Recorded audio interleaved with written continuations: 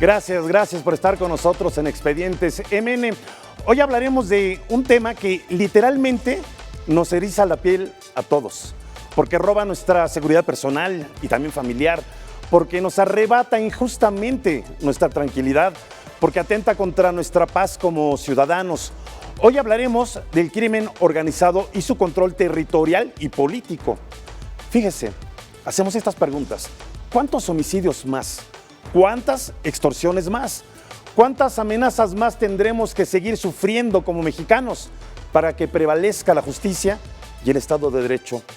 ¿Qué hacer quien tiene la obligación y la responsabilidad de protegernos no lo hace? Y a quienes les pagamos de nuestros impuestos. Y muy bien, por cierto. Hay muchas preguntas y hay pocas respuestas. Acompáñenos, esto es Expedientes MN, los saluda con mucho gusto su servidor, Leonardo Ferrera. Expedientes. Oiga, en verdad que esto es preocupante porque lo vivimos todos como sociedad, nos lacera. El narcotráfico ha hundido a México en un periodo histórico de violencia y aunque el presidente lo niegue, opera el narcotráfico en todo el país y domina en varios estados y en varios municipios. De acuerdo con investigaciones del gobierno de los Estados Unidos, el crimen organizado, fíjense, domina entre el 30 y el 35% del territorio nacional. Estamos hablando en términos generales de una tercera parte de la República Mexicana.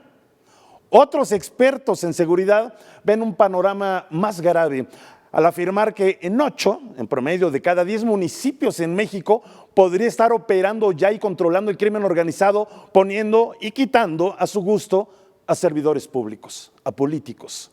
Sobre esta realidad los invitamos a ver el siguiente reportaje de Expedientes MN, Narcomunicipios. Reportaje de la semana.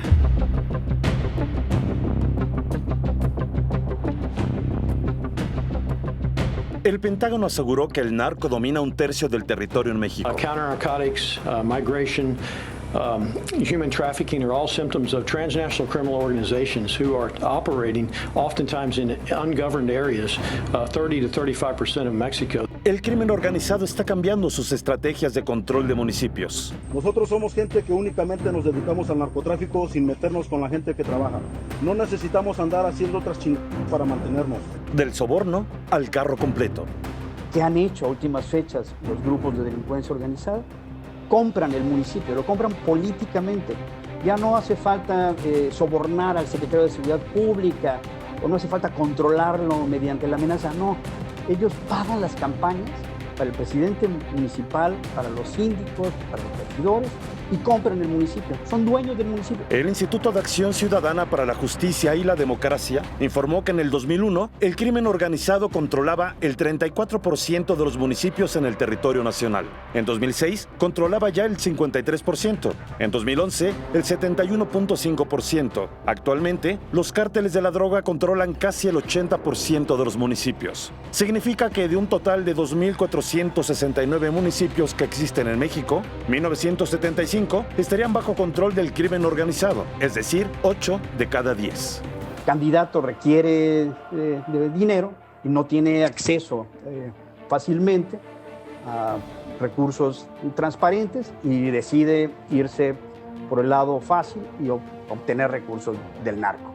Además, en muchos casos también, y hay que señalarlo, en algunos municipios del país es plomo o plata. El gobierno federal negó que el crimen organizado controle el 35% del territorio en México, como aseguró el Departamento de Defensa de los Estados Unidos. Sin embargo, a través de la Unidad de Inteligencia Financiera, reconoció la operación de 19 cárteles en la República. En otra investigación, elaborada en 2018 por el Área de Asuntos Municipales y Regionales del Senado de la República, indica que el 80% de los ayuntamientos están gobernados por autoridades que tienen algún vínculo con el crimen organizado.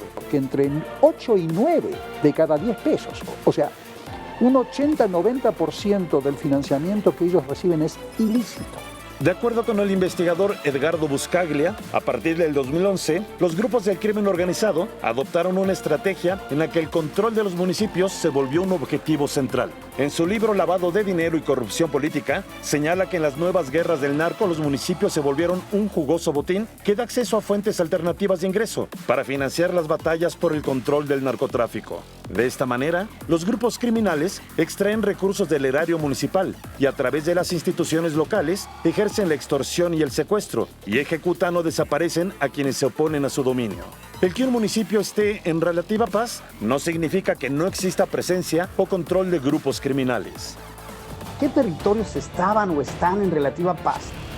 Tristemente, en la actualidad, los que están controlados absolutamente por un grupo que no son retados de ninguna forma por ningún otro. Sinaloa, Culiacán, ya lo vimos, ya vimos el control enorme del territorio que tiene el cártel de Sinaloa en Culiacán. Lo vimos con Ovidio. De acuerdo con los expertos, ceder el poder al crimen organizado para reducir los índices de violencia es una salida falsa que no solo terminará sometiendo a la sociedad y al Estado, sino fortaleciendo al crimen. En estos municipios, donde opera la llamada Pax Narca, los criminales actúan libremente frente a la nariz de las autoridades y policías. Y entonces lo que estamos viendo es que sí, no podemos confiar en las policías municipales porque evidentemente no tienen, digamos, la capacitación y muchas están infiltradas por el crimen organizado. El control de los municipios por el crimen organizado es un atentado contra el Estado de Derecho ante la indefensión de millones de mexicanos. Leonardo Ferrera, Mega Noticias.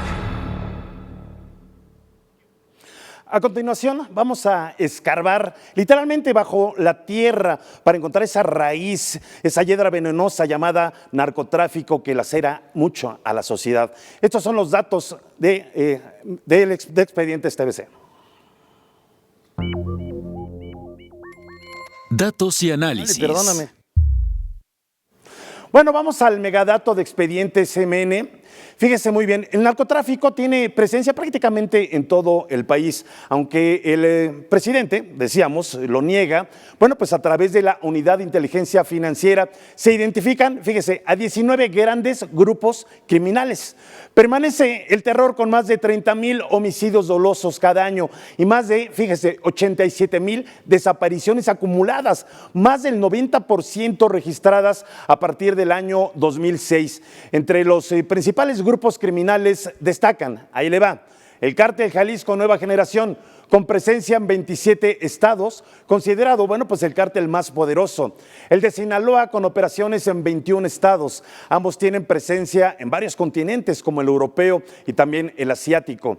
Los siguientes más poderosos son el Cártel del Golfo, con operación en 14 estados. Vamos a seguir viendo los Zetas, con presencia en 13 entidades.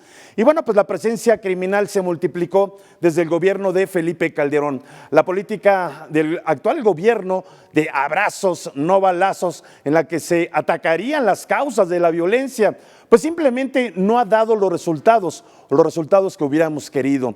En la Unión Americana, la Administración de Control de Drogas, la DEA, ubicó a 11 cárteles mexicanos en 62 áreas de influencia en Estados Unidos, donde predomina pues, principalmente el cártel, decíamos, de Sinaloa. Trafican, bueno, fentanilo, heroína, metanfetaminas, cocaína, marihuana.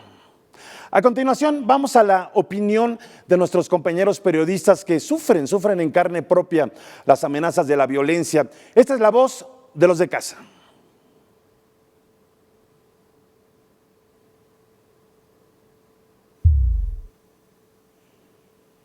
Bueno, pues de acuerdo con la plataforma Puntual, así se llama, de la ONU, el lugar más peligroso para ejercer el periodismo en México es Veracruz. Y no solamente en México, debe ser uno de los más peligrosos del mundo. Esta entidad, Veracruz, ocupa el primer lugar en asesinatos de periodistas, con 7 lamentables casos en los últimos 3 años. A esto, bueno, pues se le suma una larga lista de homicidios, extorsiones, robos, feminicidios, narcotráfico. Nos enlazamos con nuestro compañero periodista Eduardo Manzanares de Mega Noticias Veracruz. Y viene esta pregunta, Eduardo, ¿cómo ejercer el periodismo en un estado donde el Estado de Derecho, para los mismos periodistas y para la sociedad en general, pues brilla por su ausencia? Gracias por estar con nosotros. No, al contrario, Leonardo, qué gusto poder compartir este espacio contigo, sobre todo con ese tema tan importante. ¿Cómo ejercer el periodismo en el estado más peligroso de México para hacerlo, para trabajar en esto que apasionadamente nos dedicamos? Pues con mucho cuidado, con mucho tiento y también con mucha inteligencia. Leonardo, hay que saber muy bien cómo dar las cosas, no callarse. Yo considero que la censura o la autocensura en este sentido no aplica, pero sí muy bien estar claros hacia dónde encaminarnos y cómo encaminarnos, sobre todo, porque no sabe uno a final de cuentas cómo van a reaccionar los grupos de la delincuencia organizada. Si me lo preguntas a mí en lo particular, procuro no dar nombres de cárteles, procuro, pues no darles promoción ni hacer antología del delito, ni mucho menos, sino simplemente pues dar a conocer el hecho lastimoso hacia la sociedad mexicana, hacia la sociedad veracruzana, y pues a final de cuentas andar con mucho cuidado, muchos pies de plomo. Sin lugar a dudas, Eduardo, pues es una profesión que se convirtió muy peligrosa al paso de los años, y justamente lo que tú venías comentando es importante porque hay muchos chicos que están estudiando comunicación, están estudiando periodismo, y la pregunta que siempre se hacen, o los que van iniciando ya en el campo profesional, es ¿hasta dónde? Hay una línea, pues a veces muy finita, ¿hasta dónde sí y hasta dónde no? Lo acabas de decir, hay que informar, hay que comunicar, pero tiene esos límites, decías. Así es. Imagínate calificar desde el punto de vista del periodista, hacer una calificación cuando no estás, a final de cuentas, en un formato editorial, en un formato de opinión, pues no sabes a quién vas a lesionar. Y en el tema del crimen organizado, pues es mucho más complicado todavía, y esto los jóvenes estudiantes lo deben saber. ¿Es peligroso? Sí, es peligroso. Sin embargo, mientras uno no se meta a final de cuentas con ellos no tendrán por qué meterse con uno hablando en nuestra labor periodística. De que se meten con la sociedad nos puede tocar, claro que nos puede tocar, pero no tanto por ejercer el periodismo como tal.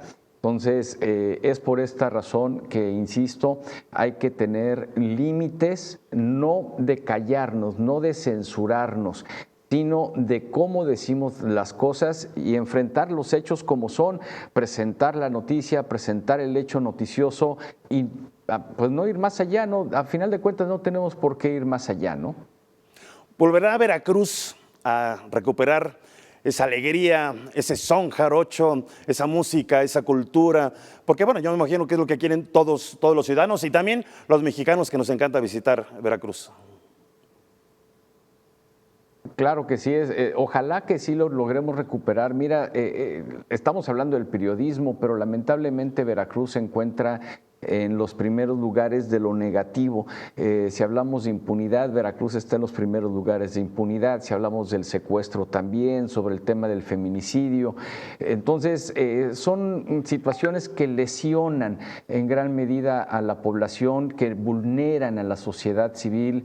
Entonces, ojalá que sí se logre recuperar esto que mencionas, ¿no? La alegría, la chispa jarocha, que de una u otra manera vamos viviendo, pero jamás acostumbrándonos a esto. Yo considero que por ahí no nos podemos acostumbrar a la violencia, no nos podemos acostumbrar a la impunidad, ni mucho menos, y tampoco nos podemos acostumbrar a que la delincuencia organizada haga de las suyas y se apodere de esto. Si algo yo siempre he dicho, y Leonardo, es: si hay una delincuencia organizada, ¿por qué no existe una sociedad organizada?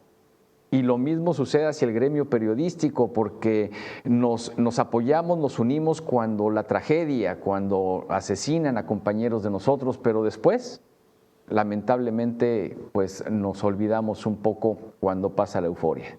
Así es, Eduardo. Bueno, pues la unión hace la fuerza, y que regrese esa chispa pronto a Veracruz. Te mandamos un fuerte abrazo. Gracias, igualmente, fuerte abrazo para todos. Gracias, saludos a todos a Veracruz. Bueno, pues la violencia ocasionada por el crimen organizado se ha constituido como uno de los principales problemas que más lastima a México y deseamos a millones de ciudadanos. Promesas van, promesas vienen y no vemos acciones claras, para combatirlo. Después del corte escucharemos la opinión de un experto en la materia. Siga con nosotros, esto es Expedientes MN. Para su opinión.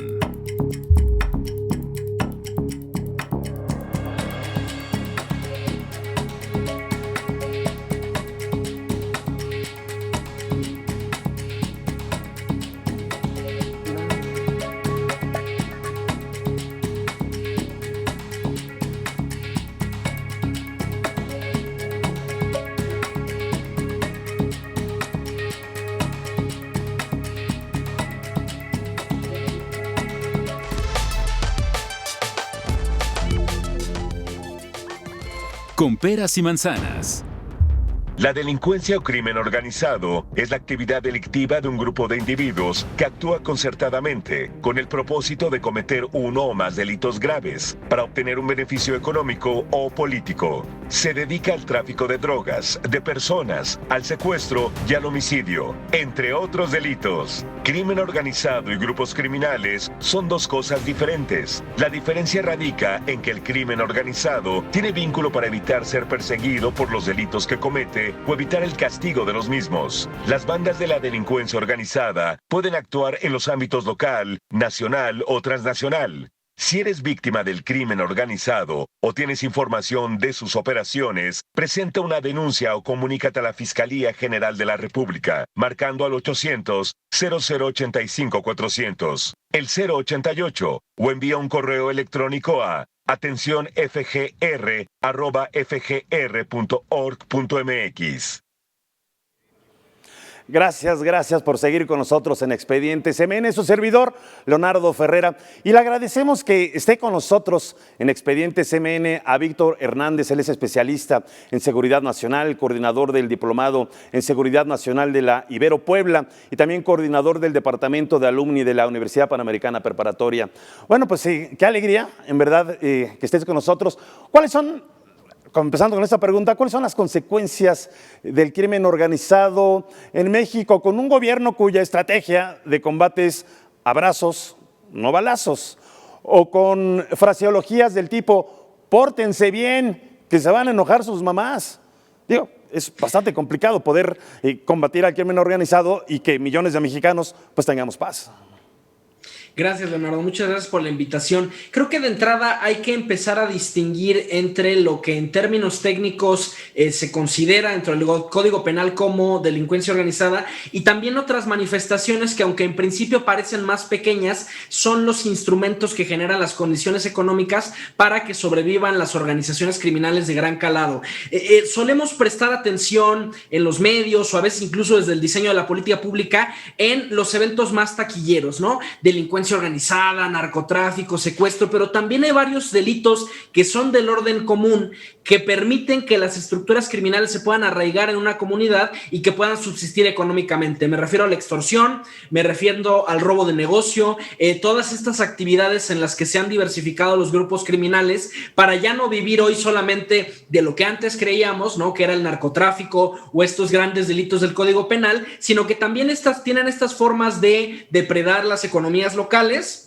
Esto tiene consecuencias muy claras en el desarrollo económico de las regiones, en la pérdida de inversión, ¿no? A lo mejor alguien que quería abrir una fábrica, empezar a operar en México, prefiere llevarse esa inversión a otro lado. Y también hay que entender que el mundo criminal se ha atomizado. La era de los grandes cárteles ya no es la misma que al inicio de la guerra contra el narcotráfico, sino que tenemos una constelación de pequeñas organizaciones que ya no son estos cárteles inmensos que podían desafiar al Estado mexicano, pero tampoco son banditas de 3 o 4 personas. Es un nivel intermedio que les hace más difíciles de localizar y que, claro, cuando tú detienes a una, no significa que las demás vayan a dejar a operar. Entonces hay que tener estos matices y este control fino y entender que la dinámica de los delitos es bien distinta dependiendo de la región del país que estemos analizando. Entonces hay que meterle estos matices al análisis y hablar de las diferencias que hay incluso dentro de los grupos que se dedican a la delincuencia. A ver, Víctor, yo siempre me he hecho esta pregunta, bueno, creo que hay muchos mexicanos. ¿Cómo es posible que un puñado pequeño, ya lo dijiste, los grupos ahora son más pequeños, que tal vez sumados, yo sé, pues podrían ser miles, pero aún así mantengan de cabeza a más de 120 millones de mexicanos? ¿La corrupción o qué es? ¿O no encuentro otra respuesta? ¿Cuál es? El principal problema que tenemos en México es la impunidad. El Estado mexicano no es malo para detener delincuentes, en eso somos relativamente exitosos. La Marina, el Ejército, la Policía Federal en su momento tenían los recursos y el personal para hacerlo. El problema está en la judicialización, en el proceso de alcanzar una sentencia condenatoria. Tú recordarás las declaraciones del secretario de Marina que decía, oye, pues es que parece que el enemigo lo tenemos dentro del mismo Estado mexicano, que son los jueces quienes deliberadamente quieren liberar a criminales, un comentario que hace a raíz de que se tumba uno de los cargos que se había hecho contra el Marro, líder del cártel de Santa Rosa de Lima, pero la respuesta de la ciudadanía es, a ver, espérate, si la carpeta de investigación está mal hecha, si el Ministerio Público, si los militares que hicieron la detención no saben hacer los documentos, no saben llenar el informe policial homologado, por más malo que sea el Marro, el juez solamente puede juzgar con base en la evidencia que se produce contra una persona en el contexto de la corte. Entonces, sí hay que entender que no tenemos tanto un problema de detenerlos, sino de judicializar. Nos faltan ministerios públicos, urge destrabar la carga de trabajo del Ministerio Público, permitiendo que sea la policía quien haga labores de detectiva y pueda recabar evidencia. Y también, por supuesto, uno de estos grandes problemas ha sido la militarización de la seguridad pública, porque el militar que sale a hacer labores de seguridad pública no tiene el entrenamiento de derecho penal, de preservación de la cadena de custodia, y eso al final se nota en una carpeta de investigación. Cualquier abogado con 2 dedos de frente puede poner en aprietos al militar, en el interrogatorio, oye, ¿por qué lo detuviste? ¿Con fundamento en qué ley? Y eso también no es lo que preocupa a raíz de este anuncio del presidente López Obrador de trasladar la Sedena a que se quede, más bien que la Guardia Nacional se quede permanentemente en Sedena, no de forma temporal como se había dicho originalmente, porque al final es personal que no tiene este entrenamiento jurídico y que provoca que se caigan las carpetas de investigación. A ver, Víctor, con las cifras actuales que se tienen sobre violencia, sobre crimen organizado, ¿cuál es la perspectiva? ¿Cuál es el futuro que nos espera como nación? El escenario probable en materia de seguridad, de economía, de salud, de educación, con las cifras actuales. ¿Qué representa? ¿Qué viene? La perspectiva es muy deprimente por muchas razones. En primer lugar, porque esta administración ha ya desechado abiertamente la vía civil de seguridad pública a través de muchos gestos. De entrada, la desaparición del Fortaseg, que era uno de los principales instrumentos para financiar a las policías municipales, que eso hay que entenderlo. El ejército, la marina, llegan solamente cuando hay que atender un bomberazo, pero la policía que sí tiene presencia en la totalidad de los municipios del país es la policía municipal.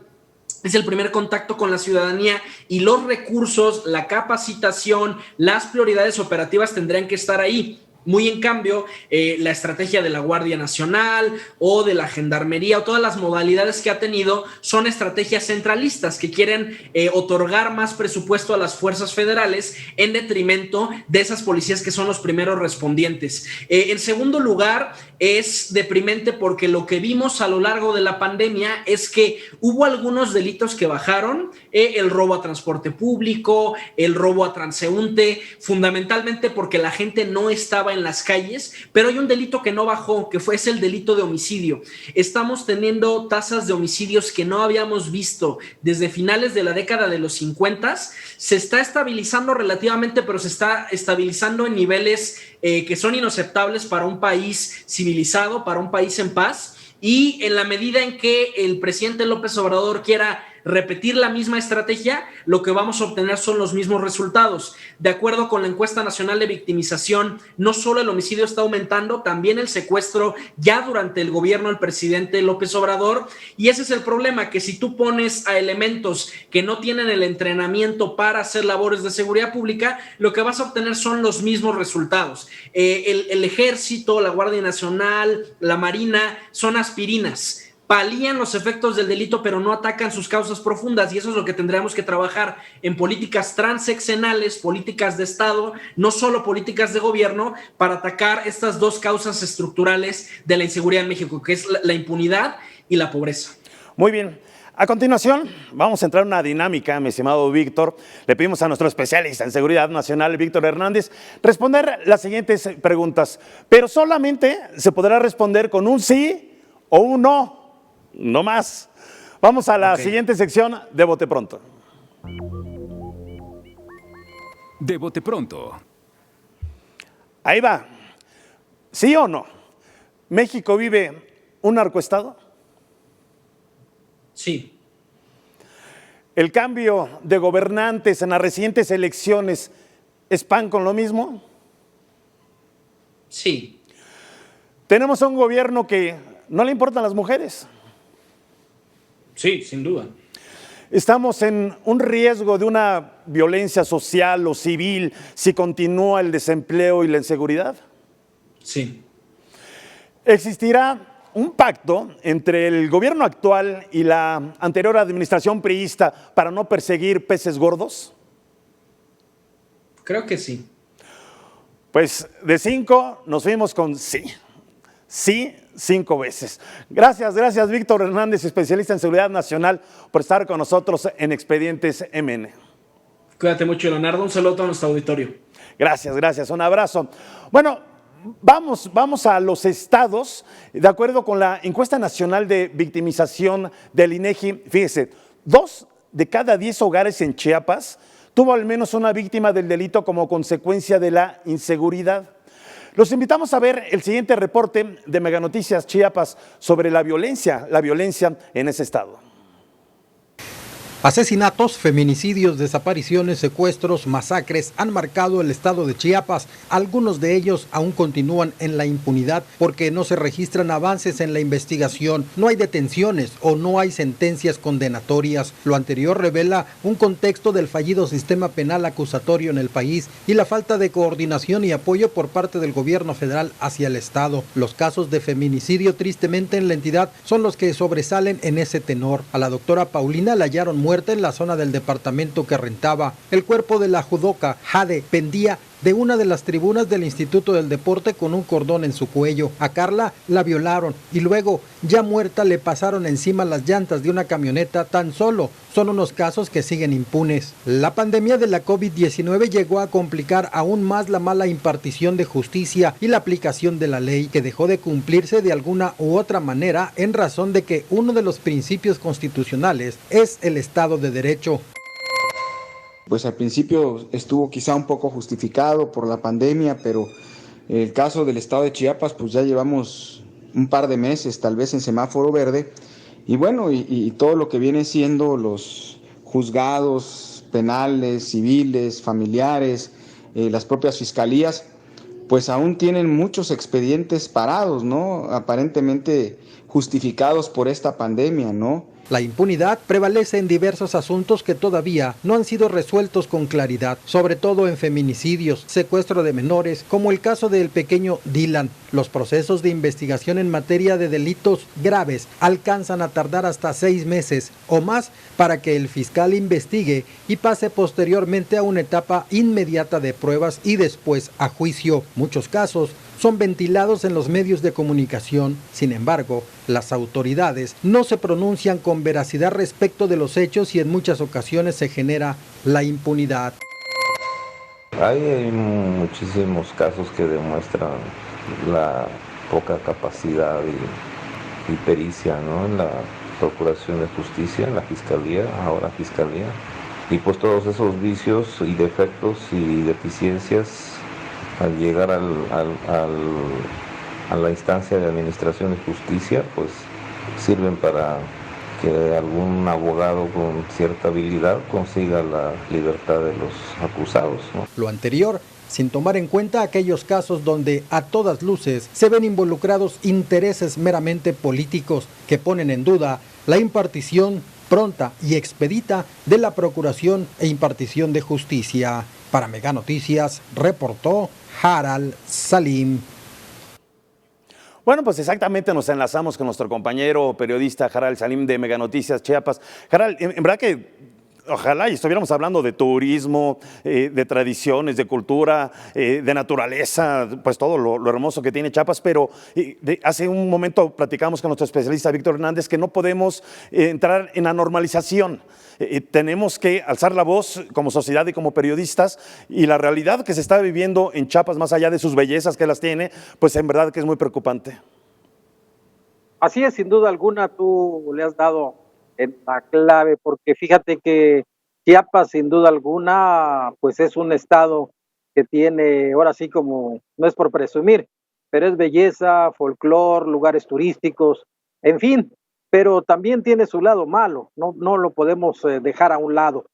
Chiapas, pues es un estado con extrema pobreza, muchas comunidades con extrema pobreza, y esta pobreza ha provocado que muchos sectores de esta población de bajos recursos pues nada más estén a la espera de que los recursos federales lleguen para que ellos puedan subsistir y poder salir adelante. ¿Qué conlleva todo esto? La pobreza, pues sin duda alguna, hace que se cometan una serie de actos que dan pues mucho de qué hablar del estado de Chiapas, pero hablar mal de Chiapas, no hablar bien de Chiapas, bloqueos carreteros, asesinatos, como tú lo comentabas, feminicidios como los que acabamos de dar a conocer, secuestros, desapariciones, bueno, en fin, hay una impartición de justicia y aplicación de la ley que ha dado mucho de qué hablar en torno a toda esta situación que se vive aquí en la entidad.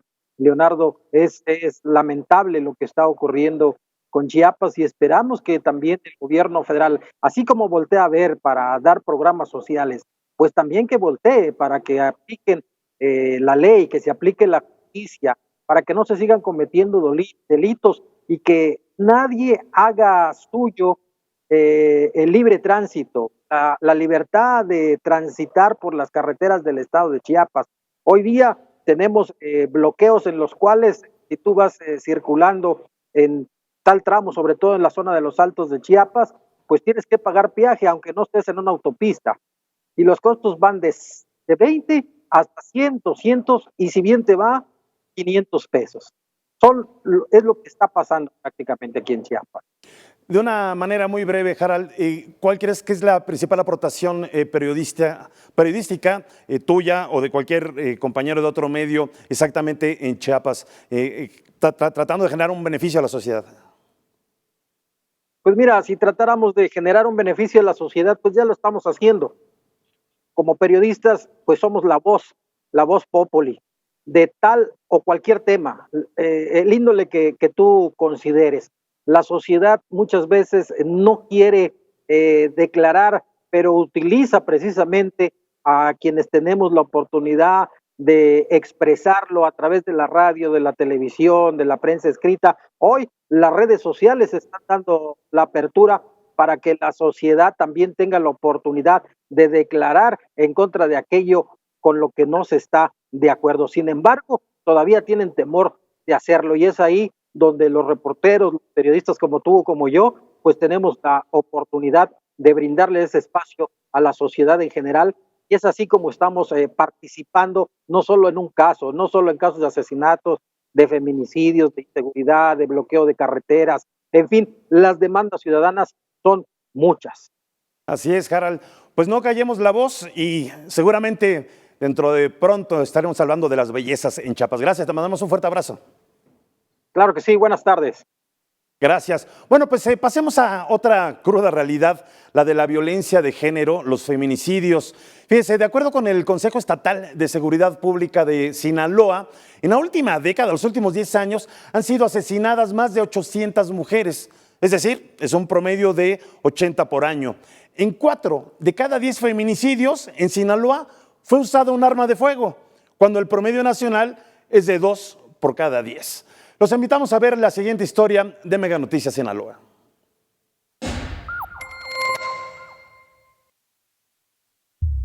En Sinaloa, mientras las fuerzas de seguridad se siguen concentrando en atacar al crimen organizado, han dejado de lado la protección de las mujeres y la atención de la violencia hacia este sector de la población que cada día se recrudece. Tan es así que un tercio de los municipios del estado se encuentran bajo alerta de violencia de género desde 2016, sin que hasta la fecha se cumpla cabalmente con las medidas que deben aplicarse. De acuerdo al Consejo Estatal de Seguridad Pública de Sinaloa, la violencia familiar ha aumentado un 300% en los últimos 10 años, situación que para la activista feminista Natalia Reyes es alarmante, pues es dirigido principalmente contra mujeres y es ahí donde las autoridades deben enfocarse, ya que el 80% de estos casos son de alto riesgo. Sin embargo, siguen sin fortalecerse los refugios para víctimas, ni brindar mejor atención en las líneas de emergencia, y tampoco hay seguimiento efectivo en las órdenes de protección. Y todo eso no se ve cristalizado ni siquiera a nivel municipal. Ya nos había dicho también el alcalde con licencia de que pues no le alcanzan los policías en el municipio, menos para las órdenes de protección. Entonces, ¿Qué pasa también con los demás municipios que están en alerta de violencia de género? Solamente como que en esos 3 temas, ¿no? Para erradicar el feminicidio. Entonces, no nada más significa que la violencia contra las mujeres disminuya cuando disminuye el feminicidio, sino la eficacia de las autoridades para atender todos los demás delitos alrededor de. También en la última década han sido asesinadas alrededor de 800 mujeres, de las cuales al menos 70 eran menores de edad. Destaca que en estos casos, 4 de cada 10 son realizados con armas de fuego, superando la media nacional. También es relevante el hecho de que las desapariciones de mujeres, principalmente menores de edad, siguen en aumento. Se ha multiplicado. Si nosotros vemos la estadística, vamos a encontrar casi que por cada homicidio, feminicidio, puede haber 2 o 3 levantones. Realmente es grave lo que está sucediendo y además hay que decir que también preocupa la extrema crueldad. No es solamente el número, es cómo se está matando a las mujeres con mucha crueldad y además cómo se están generando condiciones para que los feminicidios aumenten. En el caso de los delitos de violación o abuso sexual, que también van a la alza, el principal obstáculo es la revictimización, lo que genera una gran cifra negra porque las víctimas no se atreven a denunciar. Y por supuesto que para las mujeres que se reconocen como víctimas de estas situaciones, pues es muy desalentador que desde el primer momento ya les están diciendo que no tiene validez su dicho, o el hecho de que tengan que repetir una y otra vez cuál es la situación. La falta de voluntad, de sensibilidad y de capacitación de las autoridades, que deriva en la falta de justicia para las víctimas, son para los colectivos feministas las principales causas de que la violencia contra las mujeres no se detenga y siga creciendo. Informó para Mega Noticias Katia Valdés. Nos enlazamos exactamente con nuestra compañera periodista Katia Valdés de Mega Noticias Sinaloa. Katia, ¿cómo poder entender, para los que estamos en el resto de la República Mexicana, ustedes que están hasta el norte, por qué en ese estado hay tantos feminicidios? ¿Por qué hay tantas amenazas? ¿Por qué hay tantos abusos en contra de las mujeres? ¿Por qué? ¿Qué es lo que está sucediendo? Bueno, inicialmente las autoridades, pues como siempre, quieren pues entrelazarlo con el crimen organizado, con el narcotráfico, y pues sí, puede ser una variante, pero también tiene que ver mucho la cultura y cómo se manejan las instituciones. En cuestión de género, los reglamentos y las leyes actuales, pues son de hace años y no se contemplan pues capacitaciones o este tipo de acciones para que haya una verdadera pues participación de las mujeres. Lo mencionan los colectivos feministas, pues no hay esa capacitación, no hay esa aceptación por parte de las autoridades. Te comento, hace unos meses, 2 menores de edad fueron asesinadas, se encontraron con signos de tortura y calcinadas, y una funcionaria del ayuntamiento de Culiacán menciona es que las niñas eran ingobernables, no había nada que hacer por ellas. Este tipo de comentarios, este tipo de acciones que ya se han institucionalizado, es lo que lleva a que la violencia siga creciendo. Además, por relacionarlo con el narcotráfico, las autoridades no se van a atacar los problemas de raíz para erradicar este tipo de problemáticas. Ya lo escuchábamos en la nota, pues la violencia familiar sigue incrementando. Es de ahí donde principalmente salen estas víctimas de feminicidio, porque pues inicia con la violencia familiar, va creciendo con agresiones físicas, verbales, y después termina en esto, en un feminicidio, y desde el principio no se atiende. También, aunque hay 6 municipios en alerta de género, pues los municipios dicen no tengo la capacidad para ejercer las acciones que a mí me corresponden. Hace unos meses en una unidad del transporte público viajaba una mujer, es atacada con un cuchillo por su pareja o expareja, y ella tenía una orden de protección. Al cuestionar a las autoridades dicen, es que ni modo que ande un policía todo el día con ella, es que no podemos atenderlo. Y la mayoría de las víctimas tienen estas órdenes, se atreven a denunciar, pero ven que no funciona. La impunidad también es un factor pues muy relevante para que este tipo de crímenes siga creciendo, porque al ver que no hay una respuesta, que al contrario llegas al Ministerio Público, llegas a la Fiscalía, en lugar de darte ese cobijo, esa atención, una orientación para ver cómo puede avanzar tu caso, pues lo que hacen es culpar a las víctimas, es rechazar sus dichos, y con ello ya no se denuncia. Si fui a denunciar pues una pequeña agresión, ya cuando algo crece, pues no. Y lo que pasa y lo que termina son en feminicidios, y lo vemos con signos de tortura, calcinadas, en ríos, en calles, lo vemos a simple vista prácticamente todos los días. ¿Y qué sucede? Las autoridades dicen que no está pasando nada, Todos los días en el grupo de prensa de la Fiscalía, que es la única información que comparten, son las fichas de desaparición y sobre todo de menores de edad. No se da una explicación de qué es lo que está pasando, por qué se da este fenómeno, qué están haciendo para solucionarlo. El fiscal tiene más de 2 años que no sale a dar la cara en una conferencia de prensa, que no atiende una entrevista, y estos temas pues van quedando ahí rezagados, solamente pues tratando de dar un poco de información sobre eso a través de boletines que por supuesto nosotros sabemos que no es información suficiente para conocer qué es lo que está pasando en torno a estas problemáticas. Así es, Katia, una realidad muy dura y es importante pues seguir alzando la voz periodísticamente y también la sociedad. Te mandamos un abrazo muy fuerte. Muchas gracias por estar con nosotros.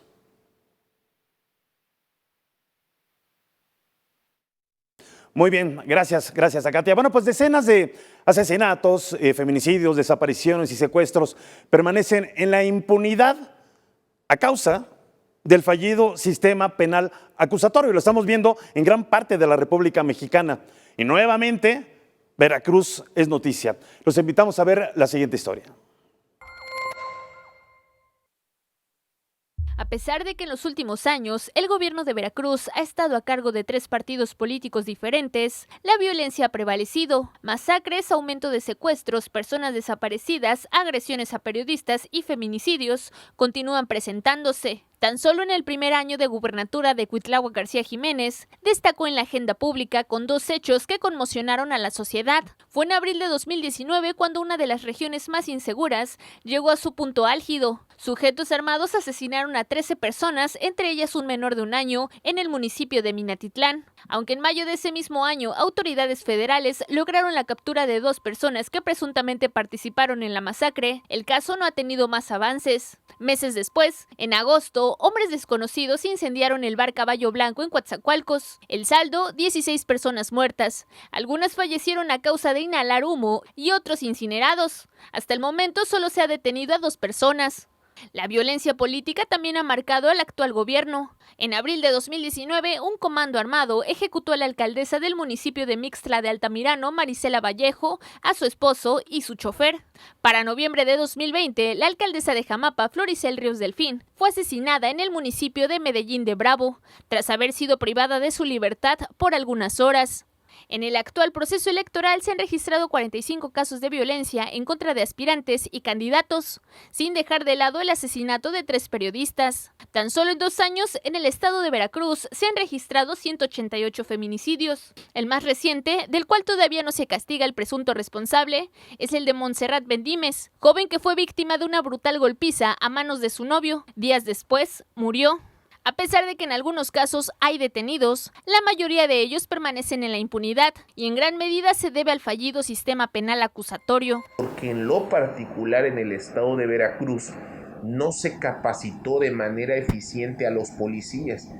Esto que implica el dinero que habían en su momento mandado la Federación para capacitación de policías, lo que son ministerios públicos, hoy fiscales y todo el personal que aplica medidas de seguridad, se lo gastaron.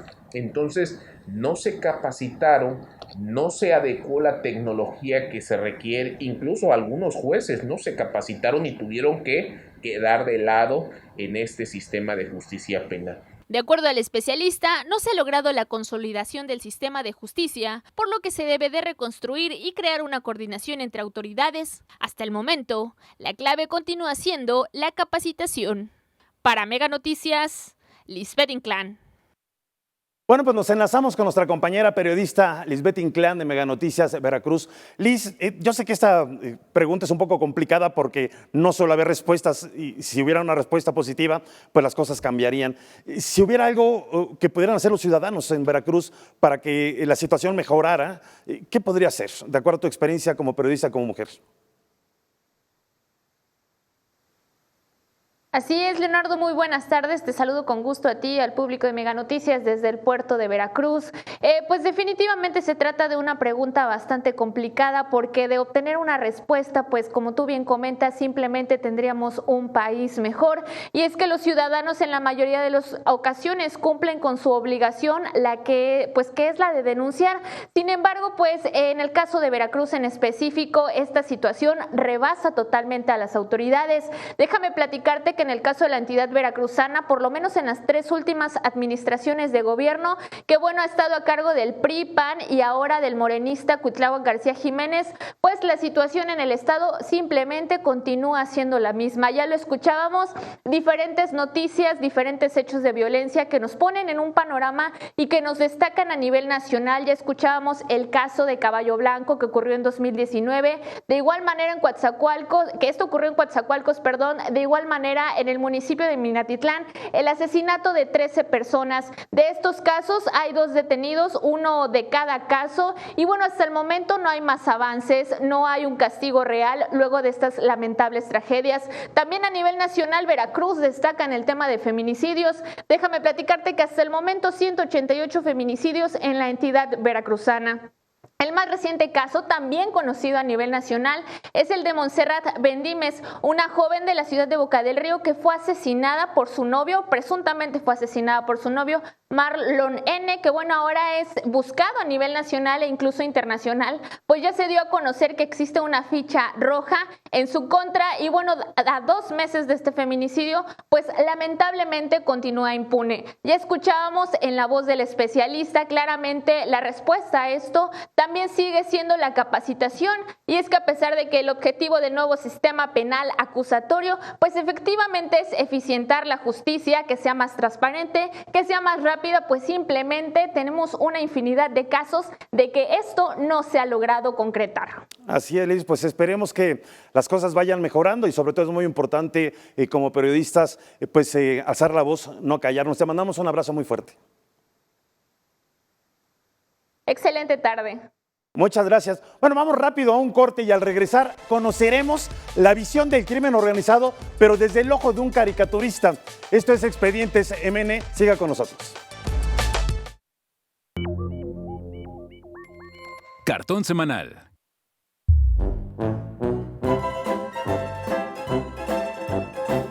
Bueno, pues una imagen puede decir muchas cosas. En esta caricatura vemos pues a un México en 2021 y a otro México en 2024, justamente fecha en que finaliza este sexenio. Pero mejor que nos platique de viva voz lo que quiso representar su creador, el caricaturista Antonio García Nieto, mejor conocido en redes sociales como @GarciMonero. ¿Cómo estás? Muchas gracias. Platícanos sobre pues esta caricatura. Hola, nada más una pequeña aclaración. Sí soy Garci, lo que pasa es que sí mi apellido Garci, en la familia jamás terminamos de pagar la última letra y me quedé así. Venga. Entonces, bueno, pues mira, este cartón es el comentario sobre lo que yo vi en las elecciones de hace un momento. Siempre había ocurrido que los narcos de repente aparecían por aquí, de repente hacían 2, 3 cosas en 2 focos, pero como nunca, de veras, como nunca los vi, echados a andar y tratando de decidir las elecciones. Te voy a contar una anécdota que a esa me toca a mí, yo la viví. En la casilla donde me tocó ir a votar, no llegaron 6 funcionarios y no podía abrir. Y estuvieron preguntando entre los que estábamos en la fila si alguno quería atorarle para hacerle de escrutador, de diferentes cosas para que pudiera operar la casilla. Y yo me apunté al bombardeo y me quedé a hacerlo.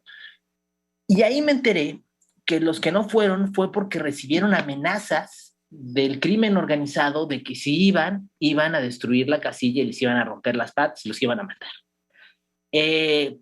Por supuesto, si me hubieran avisado que las cosas estaban así, en una de esas no me meto al ser funcionario de casilla. Pero eso, yo ahorita estoy viviendo por la epidemia en Campeche, nos venimos aquí porque estaba aparentemente todo en semáforo verde y era como más seguro estar aquí. Pero déjame contarte que Campeche es un estado donde nunca pasa nada. Ese es justamente el gran atributo de este lugar. Ni el mar hace olas. Y por primera vez ocurrió una manifestación del crimen organizado amenazando una casilla. Y así como la que yo te cuento, fue por todos lados.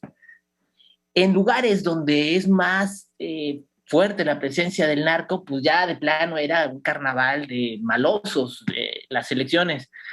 Y Y lo vimos, todo el proceso, estuvieron asesinando candidatos, negociando con amenazas, que es como saben negociar estos cuates, con los candidatos que quedaban.